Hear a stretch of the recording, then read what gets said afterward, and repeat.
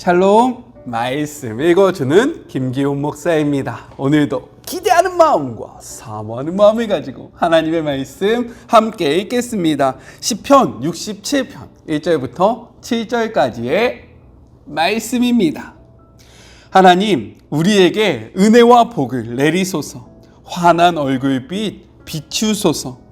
주께서 어찌 일하시는지 온 나라가 보게 하시고 주께서 어찌 구원하시는지 모든 민족이 알게 하소서. 하나님, 사람들이 주께 감사하고 주님을 기뻐하게 하소서. 모든 민족이 주께 감사하고 주님을 기뻐하게 하소서. 주께서는 흩어져 있는 모든 자를 공명정대하게 심판하고 보살피는 분이시니 그들이 행복해지고 그 행복 큰 소리로 이야기하게 하소서. 하나님, 사람들이 주께 감사하고 주님을 기뻐하게 하소서. 모든 민족이 주께 감사하고 주님을 기뻐하게 하소서. 땅아, 내 풍요로움을 드러내어라. 오 하나님, 우리에게 복을 내리소서. 오 하나님, 우리에게 복을 내리소서. 온 땅아, 주께 영광을 돌려드려라. 이것은 하나님의 말씀입니다. 각자의 형편과 상황에 따라, 그러나 신령과 진정으로 우리가 있는 곳을 하나님의 성전 삼아 하나님과 대면하여 예배하는 복된 주일 보내셨죠? 오늘의 말씀을 나누기에 앞서서 우리가 함께 나누지 못했던 토요일과 주일의 말씀을 간략하게 이야기하고 넘어가 보도록 하겠습니다. 토요일은요, 시편 66편 1절부터 9절까지의 말씀으로 시인은 땅과 만민들에게 찬양의 이유를 제시하면서요, 찬양할 것을 권면하고 있었습니다. 우리가 찬양해야 하는 이유가 무엇이다 라고 이야기하냐면요, 바로 우리의 하나님이 권능과 위엄이 있는 분이기 때문에 경배받기에 합당하신 분이다 라고 이야기하고요, 또한 바다를 육지로 만드시고 생명을 주시는 분이기 때문에 우리는 하나님을 찬양해야 한다 라고 이야기했어요. 주일의 말씀은요, 66편 후반부 10절부터 20절의 말씀으로 이 부분은요, 우리를 시험하고 단련하시되 풍성한 곳으로 인도하시는 하나님께 감사할 것을 권면하고 있는 내용이 담겨져 있습니다. 그 방법으로는 하나님의 집에 들어가 예배하되 빈손으로 예배하는 것이 아니라 제물을 드리고 서원을 갚아야 하며 하나님의 선하심을 찬양하고 증언하는 삶을 살아야 한다라고 우리에게 이야기했어요. 은혜가 되셨죠? 이제 오늘의 말씀을 같이 한번 나눠볼까요? 시편 67편은요, 그 표제나 내용 어디에서도 저자나 저작 배경에 대한 정보를 우리에게 제공하고 있지 않습니다. 다만 예로부터 장막절, 이 장막절이 제가 무엇이라고 이야기했습니까? 지금 우리로 치면 추수감사절과 비슷한 절기다 라고 이야기했잖아요. 이러할 때에 낭송되었으며 유대인들 사이에서 추수감사 찬송으로 불려졌다는 기록이 내려오고 있기 때문에 이를 어떻게 분류하냐면 감사 예배시로 분류하고 있습니다. 또한 이스라엘에게 베푸신 하나님의 긍휼과 구원의 은총이 열방의 구원으로 확장되기를 기원하는 내용을 담고 있거든요. 따라서 많은 성경학자들을 이 시를 무엇이라고 부르냐? 선교의 노래라고 부릅니다. 이것이 바로 오늘의 말씀의 배경이 되는 거예요. 또한 67편은요, 매우 독특한 구조를 가지고 있거든요. 4절을 중심으로 3절과 5절이 동일한 말씀을 가지고 있고요. 또한 1절과 2절, 그리고 6절과 7절이 비슷한 내용을 담고 있습니다. 이 모든 내용이 4절을 중심으로 이렇게 대칭을 이루고 있어요. 이러한 문학적 기법은요, 이 중심이 되는 말씀을 강조하고 있는 그러한 기법입니다. 이것을 생각하면서 오늘의 말씀을 같이 한번 나눠봤으면 좋겠어요. 먼저 첫 번째 1절부터 2절, 하나님의 구원 사역이 온 세상 만민에게 전파되기를 간구하는 내용을 담고 있습니다. 특별히 이 내용은요, 아론의 축복 기도문이라고 불리는 민수기 6장 24절부터 26절의 내용과 비슷하거든요. 우리 같이 한번 먼저 민수기의 말씀을 읽어볼까요?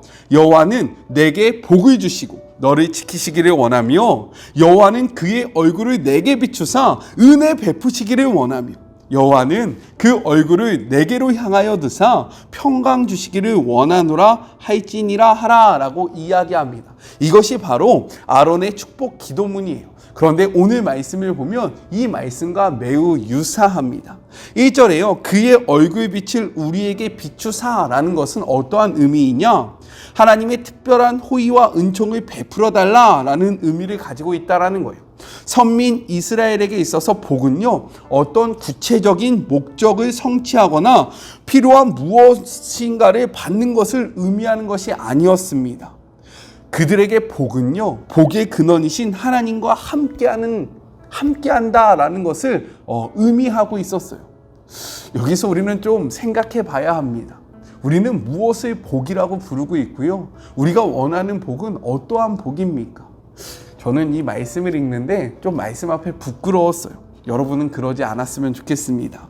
그리고 2절은요, 1절에서 요구했던 하나님의 은총을 간구한 목적에 대해서 이야기하는데, 왜 이 시인은 하나님의 은총을 간구했느냐? 2절에 무엇이라고 이야기하냐면요, 그것은 모든 나라가 하나님의 도를 깨닫고 구원을 받기 위해서 이러한 은총을 간구하고 있다라고 이야기를 합니다.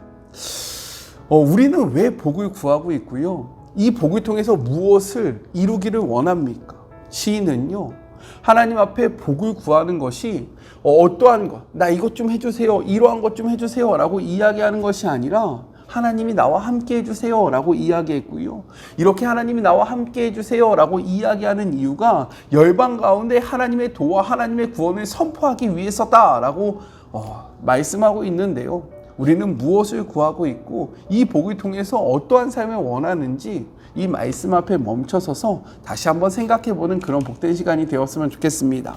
둘째, 3절부터 5절은요, 하나님의 통치와 확산을 기원하는 내용을 담고 있어요. 3절과 5절은 주의 구원이 이스라엘을 통해 온 민족과 열방에게 퍼져나가 모든 민족이 주를 찬송하게 되는 날이 오기를 소망하는 내용을 담고 있습니다. 구조적으로 보면요, 3절과 5절이 동일한 내용으로 되어 있고요, 이 말씀이 4절을 감싸고 있습니다. 따라서 이 4절을 강조하기 위한 문학적 기법이다라고 우리가 생각할 수 있거든요. 그렇기 때문에 4절은 이 시편의 핵심이고 중심이다라고 말할 수 있어요. 그 중심이 무엇인지 우리 같이 한번 읽어볼까요? 4절의 말씀입니다. 온 백성은 기쁘고 즐겁게 노래할지니 주는 민족들을 공평히 살피시며 땅 위의 나라들을 다스릴 것임이니이다 셀라라고 이야기합니다. 여기서 온 백성은요, 모든 민족을 뜻합니다. 즉 모든 민족이 기쁘고 즐겁게 하나님을 찬양해야 한다라는 거예요. 왜냐면요, 하나님께서 모든 민족들을 공평히 심판하시며 공정하게 열방을 다스릴 것이다 라고 이야기를 하고 있습니다. 특별히 여기서 다스린다 라는 이 단어는요, 인도하다 라는 뜻으로 왕이 열방을 통치하는 그러한 개념보다는 목자가 양떼를 돌보는 것을 나타낼 때 주로 사용하는 단어가 쓰였다라는 거예요. 이것이 의미하는 바가 매우 중요합니다. 따라서 하나님께서 세상 만민을 이끌어 구원의 길로 인도하실 뿐만 아니라 목자가 양을 돌보듯 세상 만민들에게 필요한 모든 것을 공급하신다라는 것을 나타나고 있기 때문에 열방은 기쁘고 즐겁게 하나님을 찬양해야 한다라는 거예요. 우리는 어떠한 모습으로 하나님을 찬양하고 있습니까? 우리는 왜 하나님의 통치의 확산을 소망하고 있어요? 정말로 하나님의 나라가 확장되는 것을 원하고 계십니까? 그냥 나 잘 먹고 잘 살기를 바라고 계신 거 아니에요? 오늘의 말씀 앞에서 식어졌던 우리들의 마음을 다시 한번 뜨겁게 하는 그런 복된 시간이 되었으면 좋겠고, 내가 살아가는 이유에 대해서 다시 한번 확인해 보셨으면 좋겠습니다. 마지막 셋째, 6절부터 7절, 풍성한 소산에 축복을 주시는 하나님을 찬양하는 내용이 담겨져 있습니다. 당시 가나안을 비롯한 고대 근동의 대부분의 정착민들은요, 풍요와 다산을 상징하는 농협의 신 누구냐? 바알을 숭배했습니다. 유목민으로 살던 히브리인, 즉 이스라엘 백성이 가나안 땅에 정착해서 농경 문화에 적응해 가는 과정 속에서 이러한 가나안의 종교적 풍습은요, 뿌리치기 힘든 유혹이었다라는 거예요. 왜요? 그들은 다 풍요의 신을 숭배하면서요, 그들의 땅에 그러한 풍요를 즐기고 있는데, 이들은 농사꾼들이 아니었습니다. 그렇지 않아요? 이들은요, 유목민이었어요. 그런데 이 정착민들은요, 농경사회의 그러한 농경 문화를 가지고 있었기 때문에 이들의 문화가 더욱더 뛰어나 보였다라는 거예요. 그런데 그 중심에 바알 신을 섬기는 것이 있었기 때문에 이스라엘 백성들은 어떻게 생각했을까요? 야, 저들이 저렇게 농사를 잘 짓는 것은 바알 신 앞에 숭배했기 때문이야.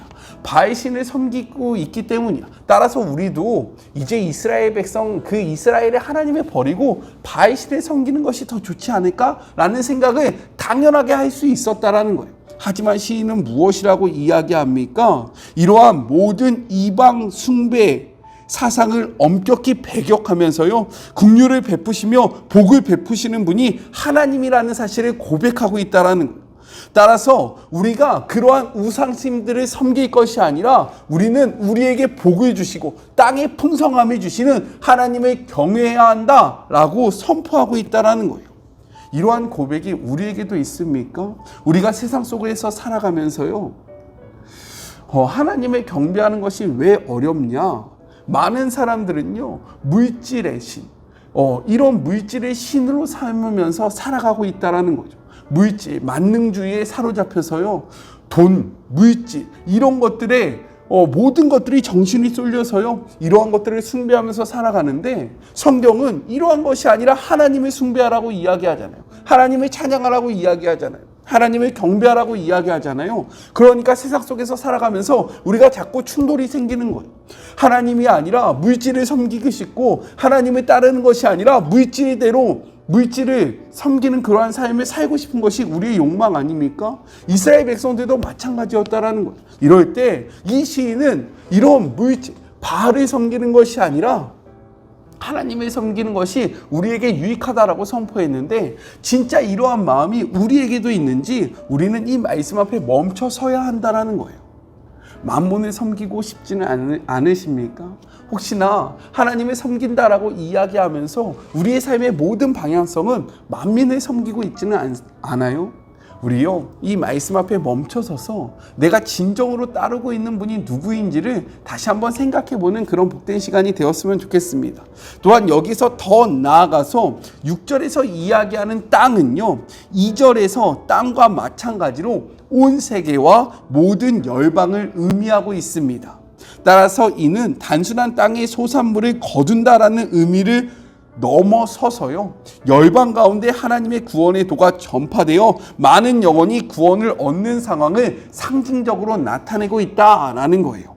시편 67편은요, 하나님을 이스라엘만의 하나님이 아니라 열방의 하나님으로 선언하면서요, 하나님으로부터 주어지는 구원 역시 이스라엘을 넘어 열방 가운데 열려있는 것으로 선포하면서 하나님을 열방으로부터 찬양받으실 분이라는 것을 선언하고 있습니다.